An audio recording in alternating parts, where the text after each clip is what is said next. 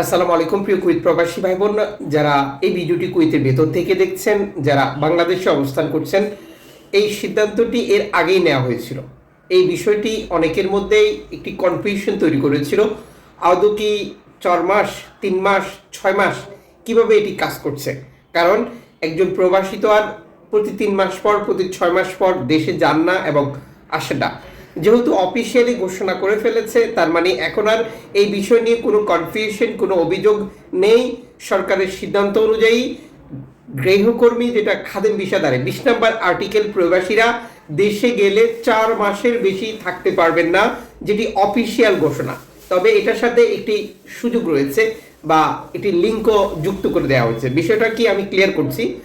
সবার প্রতি অনুরোধ করব, এই ইনফরমেশনটি আমাদের বহু বাংলাদেশির জন্য গুরুত্বপূর্ণ। কারণ আমাদের অনেক প্রবাসী 20 নম্বর আর্টিকেল গৃহকর্মীর ভিসা নিয়ে কুয়েতে অবস্থান করছেন, ফ্রি ভিসা নামক বিষয়।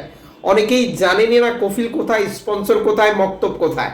থার্ড পার্টির আন্ডারে আকামা লাগাচ্ছেন, কাজ করছেন, ইনকাম করছেন, দেশেও যাচ্ছেন। কিন্তু এই বিষয়টি জানলে তার পক্ষে সিদ্ধান্ত নেওয়া এবং পদক্ষেপ নেওয়া অনেক বেশি সহজ হয়ে যাবে।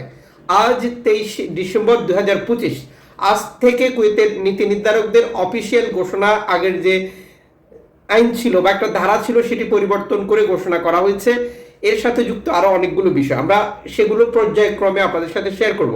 আজকের ভিডিওটি শুধুমাত্র 20 নম্বর আর্টিকেল গৃহকর্মীর ভিসাধারী যারা কুয়েতে কাজ করছেন, অনেকে রয়েছেন ড্রাইভার, অনেকে হেল্পার, অনেকে বাসা বাড়ি ক্লিনের কাজ করেন। টোটাল প্রক্রিয়াটা হচ্ছে 20 নম্বর আর্টিকেল গৃহকর্মী, ঘরের ভিসাধারী।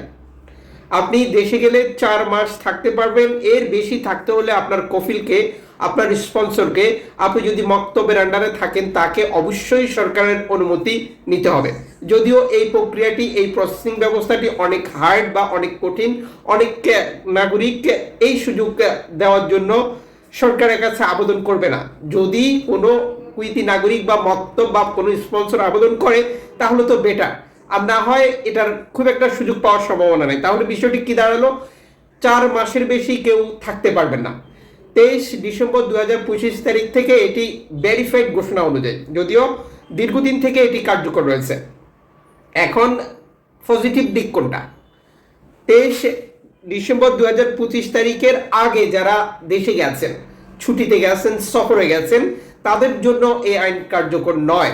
মানে তাদের জন্য আগের মতো করেই 6 মাসের যে আইনটি ছিল, সেটি কার্যকর রয়েছে।